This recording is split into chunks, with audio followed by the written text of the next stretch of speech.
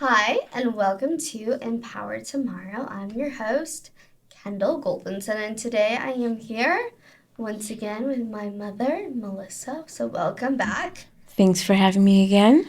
You're so welcome. Last time we kind of talked about what is your why and building that, and I think something that you have always shared with me on your why is kind of being a mother, but also raising your children.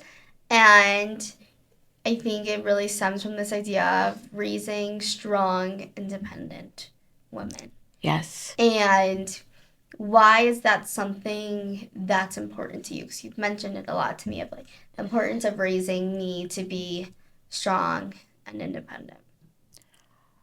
Because I would say full disclosure, because I probably for most of my life wasn't a strong, independent woman. Mm-hmm. And how do you think if you weren't maybe necessarily that, where does that kind of stem from of like because you weren't, how are you going to foster that in your children? I think I'm going with the mentality you always want better for your kids. Mm-hmm. So because I wasn't something strong, independent, um, I wanted my daughters to be strong, independent. And I think in this world that we live in, it's very male driven. Mm-hmm. We can turn on the news and we talk about women's salaries being less than men, the Me movement, Mm-hmm. men being more successful in the business world, getting jobs quicker than women, women going getting lesser scholarships. Mm-hmm. They're It's very stereotypical, unfortunately, but it's still a male driven society. 1,000%. And I wanted my daughters to thrive in a male driven society. And you and I both are in a world that isn't Mm-hmm. male driven, though the administration Is is very male driven. exactly, and I think that's so true. Like the administration tends to be very male driven, and I mean, you think about it so many years ago, like a little history of like education, like it was started by white old males for not women to be in the schools, but for young men to be in the schools. But who was leading it? Women.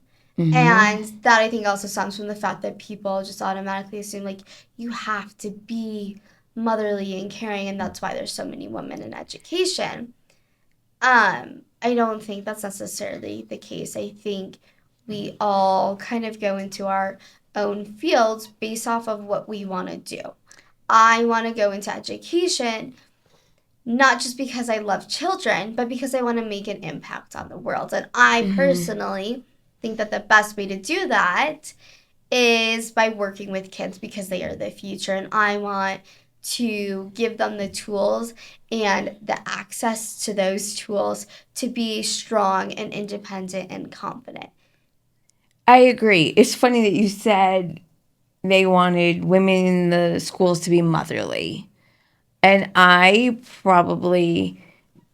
am very motherly, but I'm motherly with a very hardcore, if that makes any sense. We were talking about this with another coworker at work this week, how I have high standards and how I come across is I can be very harsh, Mm-hmm. but know when I need to be soft. I think we forget that it's okay to be harsh Mm-hmm. with your own children in the school system. Everyone is so fearful of being a little bit harsh. And when I mean by harsh, I mean a dose of reality. Mm-hmm. Um, that is so important. These kids are coddled every day. Mm-hmm. I mean, I they mean, have choices in everything. 1,000%, and I think everyone has choices in everything, and it's very much we're in a society where here's everything handed to you on a silver platter. Mm-hmm. And that's definitely something when I reflect back that maybe sometimes I was handed things on a silver platter, but Mm-hmm. a lot of the times I wasn't. I mean, looking at myself now, like, you and Dad raised me to be that strong, independent person who works hard to get the things that they Yeah. want. I don't have that expectation like a lot of people do to get everything. You know, you have to put some effort in. And so, how do you kind of, if you reflect back, how do you think you fostered that mentality in me to like work hard, play hard? I think it probably stems from just open conversations. Maybe not as we're younger. I think your younger self, but I think the conversation is probably happened when you came here to Boulder as a freshman. Mm-hmm. And that was a turning point. I was an empty nester. I didn't have anyone, that needed me at home. My kids were older. It was maybe not empty nester because your sister was still living with us at the time, but she's older, not needing me. But I think it's just important as women, we support each other, we're strong together. And I think I just wanted to keep having open conversations with you that, yes, it's important to have someone next to you through your dreams, your journey, but not to become dependent on them to hold you. I don't need to use the word accountable, but just to be there next to you. Yeah. Like And to be able to be an open listener, because it's hard when not all men, let's be reality, want a woman with a voice. yeah. I mean, they want to be the knight in shining armor and that swoops in and saves the day. And sometimes you don't want to be saved. You just want someone to listen. Yes. And I think that's very much more me. Mm-hmm. And we've talked about it a It's lot, and I'm very much a independent person, and I don't like someone to necessarily invade your space. invade my space and invade who I am. I am very driven and I have goals, and if you're not there to support them or really listen, Don't let the door hit you. yeah. Attitude. And so I guess, like, we've talked about, like, creating, like, strong, independent women, but do you think that there's a line? Like, do you think there's a line in that of, like, how do you foster that, but also create space for support? Yes, it's a balancing act. Mm-hmm.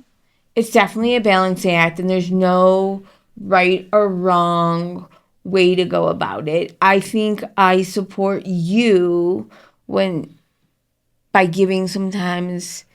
I remember when you were in your first relationship, and he would want to, see you more than like twice a week. And you're like, why? I'm okay. Twice a week's okay. I don't need more than twice a week. But sometimes I would say, just because you don't need it doesn't mean someone else needs it. So I definitely think you need to figure out how to be strong and independent, but at the same time, be understanding of what someone else's needs are. And because you're understanding of someone else's needs doesn't make you less strong or independent. It actually just shows you that you are strong in a different way and you're putting the needs of someone else in front of maybe what you need at that moment. And that goes along with parenting and, relationships. boyfriend, girlfriend, husband, wife. Mm-hmm. I definitely think it's a dance. Sometimes you're going to be the lead, Yeah. and sometimes he may be the lead, and sometimes neither one of you is the lead, and you're just there together in the moment. And I think that's definitely something that I still reflect on of like, okay, like I am very much like who I am, but figuring out that like whole dance around how do I support that other person. But also I think there gets to a point of how do you support that other person without hurting yourself in the way. It is, because, sometimes you can lose yourself when you're, independent. You can lose yourself when you're independent. People become intimidated, Yeah. insecure. It just depends on what their feelings are. Everyone's so different. It's kind of funny that you bring up intimidating because a lot of people have told me that I'm intimidating because Believe it or not, so have I. I know, and it's like we're both 5 feet tall. I mean, you're 4'10". I'm 4'10", and So I'm like you're a little shorter, intimidating. and it's like, well, I'm 5 feet, like, and I'm intimidating, and I'm like, how?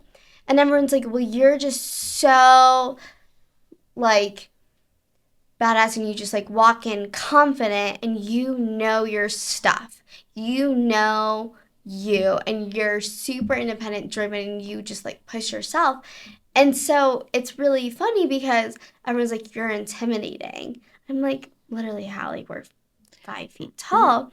But it's Correct. more of like, I think, how do we foster people to not necessarily be intimidated by people like us, but how do we support and how do you think we can support other people to reach their level of independence and feeling strong without maybe needing someone else? Right. So I think, first of all, let's go about this intimidation piece. I think you have an aura about you when you walk into a room. You are confident. You're very secure. Whereas people say I'm intimidating because, like, I know my stuff at my job, so I can be very intimidating. My facial expressions, I guess, are very intimidating. But for me, internally, I'm like the worst person in an interview to sell myself. Or I can walk into a room and feel very insecure, but I can come across intimidating. Exactly. But I'm insecure at heart at certain moments in my life. And I think how I've done it is in regards to you or the students I've individually mentored and built really great relationships with, because I do have a few students that will be in my heart to the day I'm not here, because they've left a mark and I've left a mark with them, I hope. It's just to remember you are as strong as your weakest day. Mm-hmm. Exactly. And I think having that and like the backbone and like the back of your head, and it's funny because that's so true. And I think I still have to remind myself that because just like you, everyone's like, your aura and you're so confident. I'm like, I am not confident in myself. Like, I am probably my biggest critic. And I mean, like, how That's many where times. you and I are the Yes. same. And it's like, but I do like know how to sell myself, I guess, in the areas that I'm confident within myself in.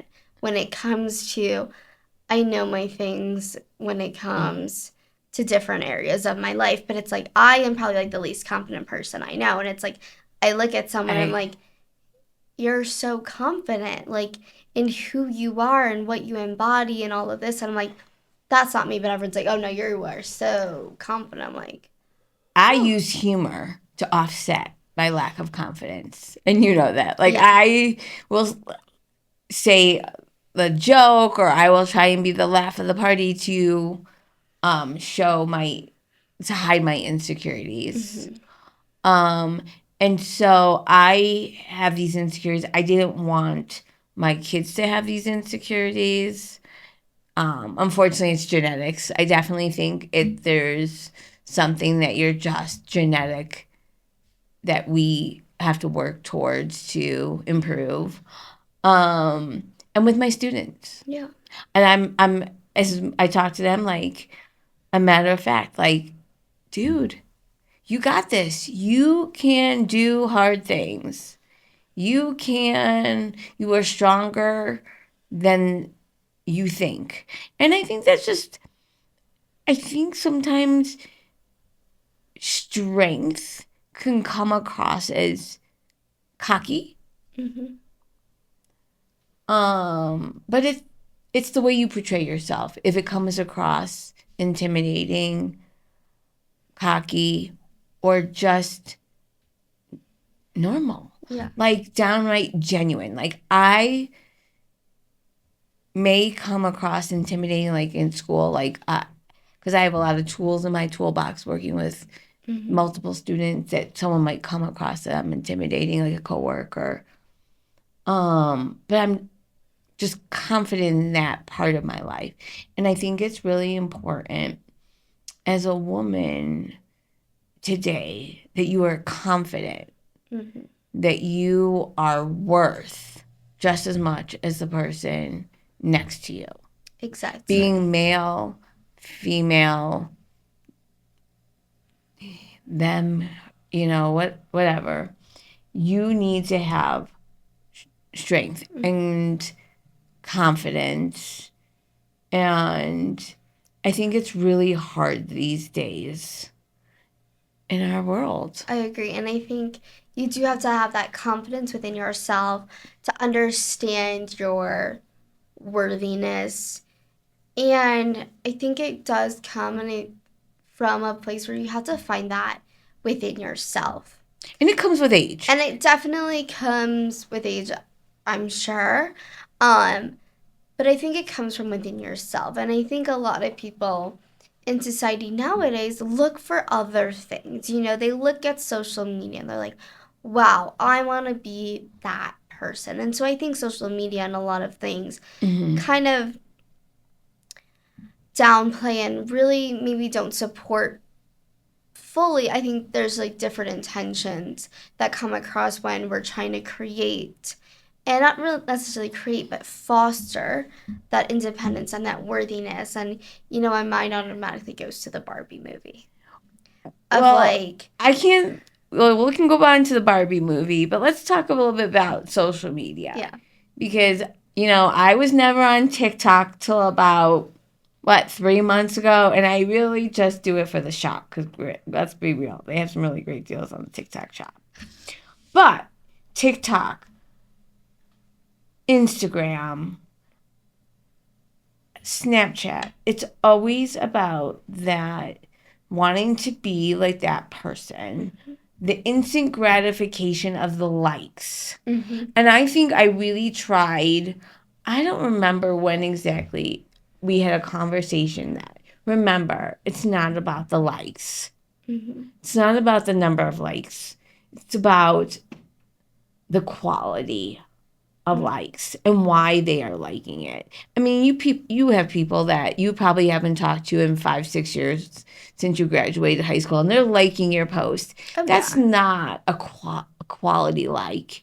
It's really important to realize that strength and likability doesn't come from quantity. It comes from quality. Exactly. And I think that, it's like the whole idea when it comes to like friends of like, I'd rather have quality friends versus a quantity of friends.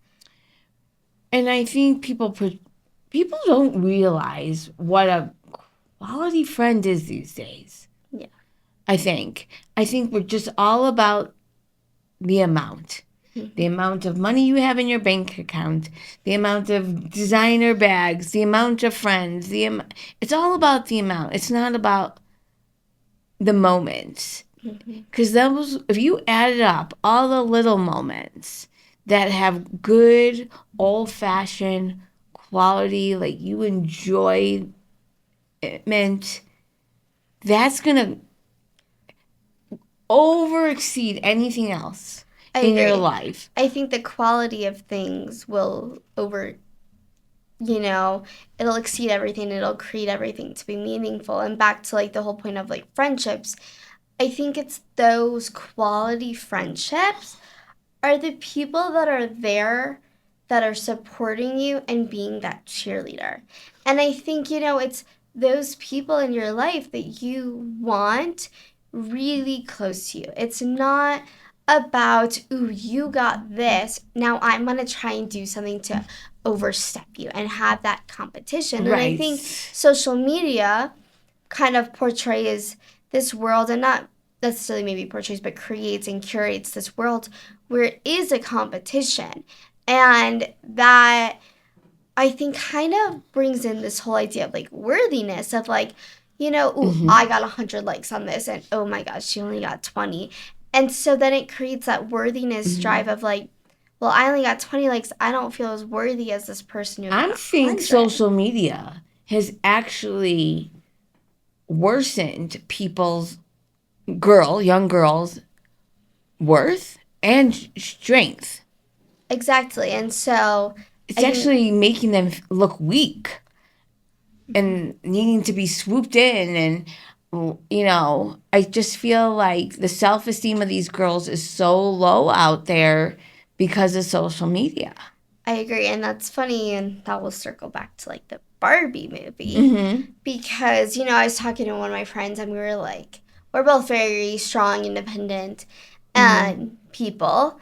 And we're like, why do we need a movie out there to tell young women and all women to be strong, that they can be strong, that they are worthy, that they can be independent?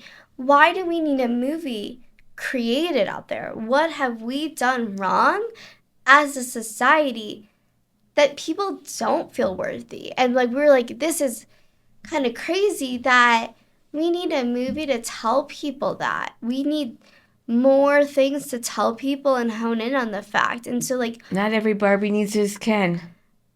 Exactly. Like, and you saw that in the Barbie movie. The Barbie needed their friends and the other women to support each other. And I think that is the strongest message that it portrayed was you need other people. You need those people in your life to help build and strengthen your community, because when your community is strong, when you have those quality friends that build you up, that are able to push you to reach your goals and see clearly, not see with like sunglasses or something over your eyes, then rose-colored glasses. Yes, then you're able to kind of work on that. So do you think, this is just something I'm thinking about as you said, because I did not see the whole Barbie movie.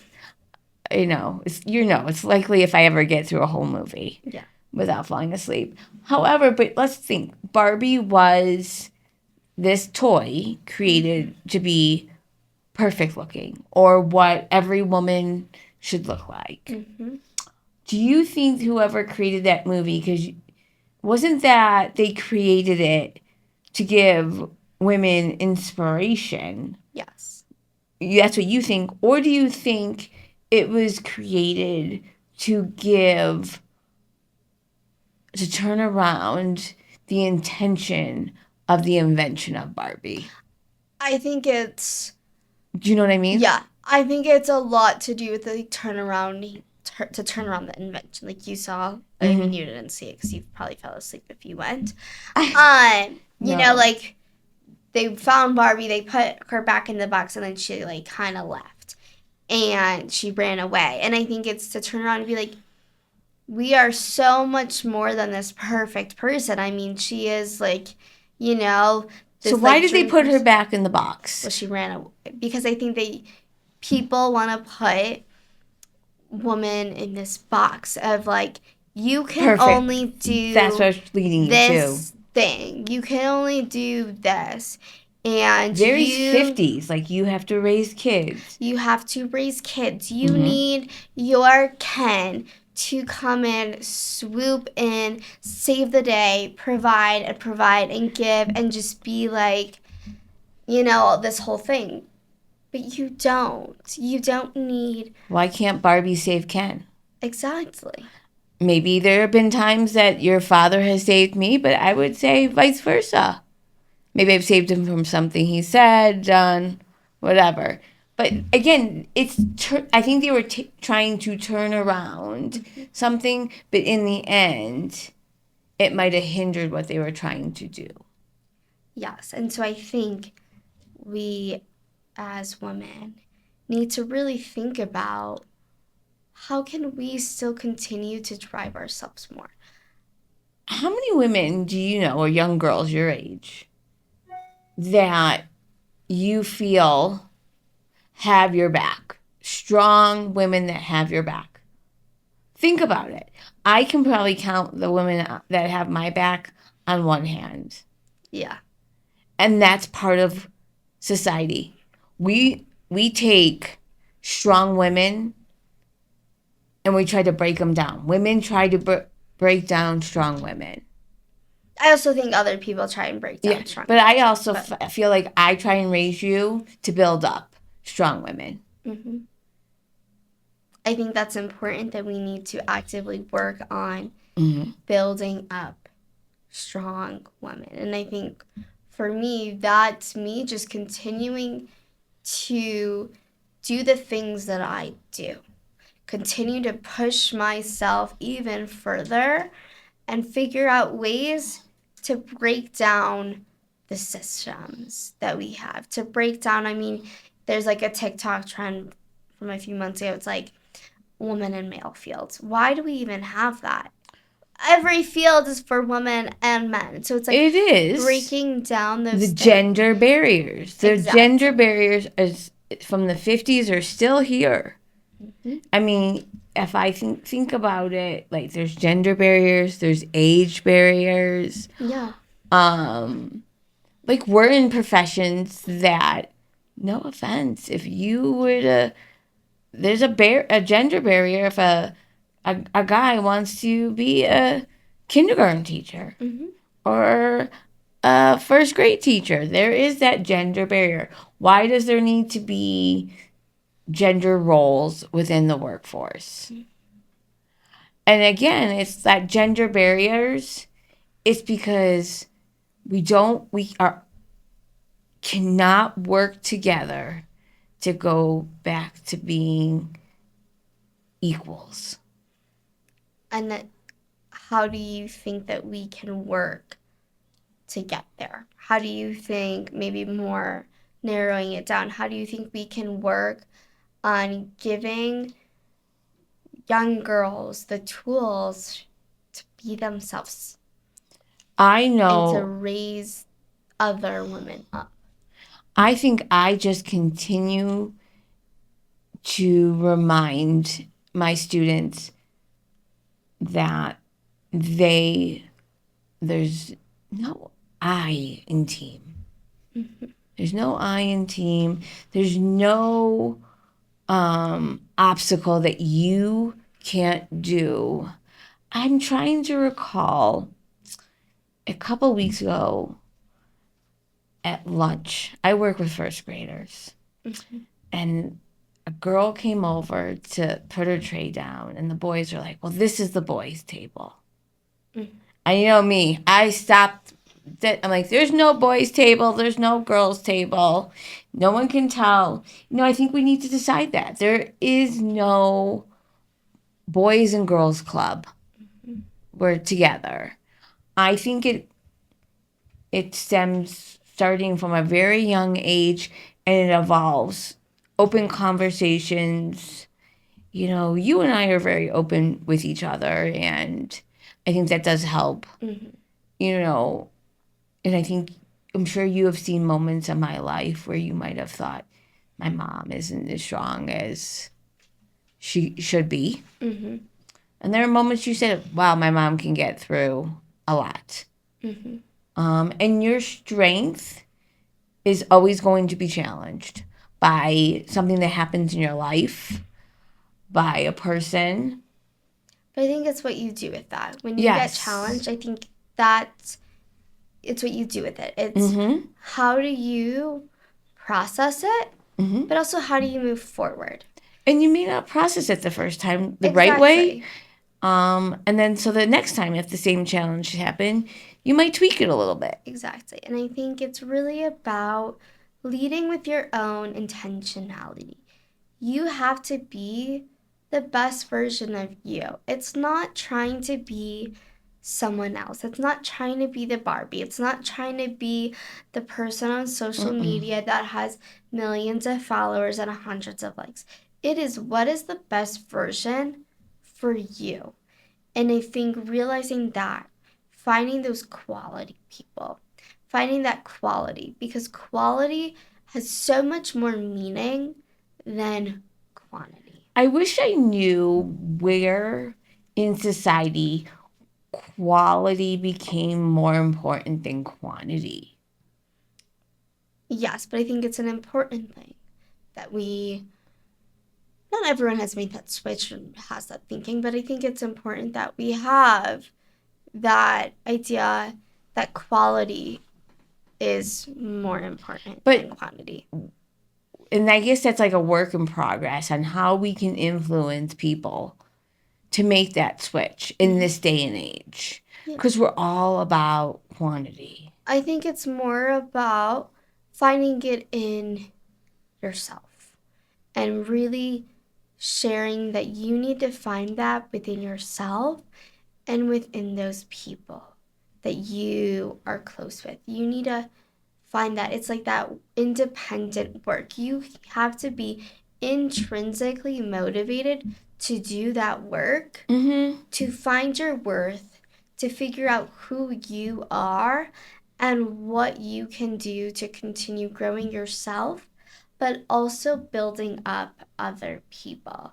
And so, what is like one piece of advice that you have that maybe it's still a work in progress, or maybe you've aced it completely, but what do you do to continue to grow yourself and better understand your worth?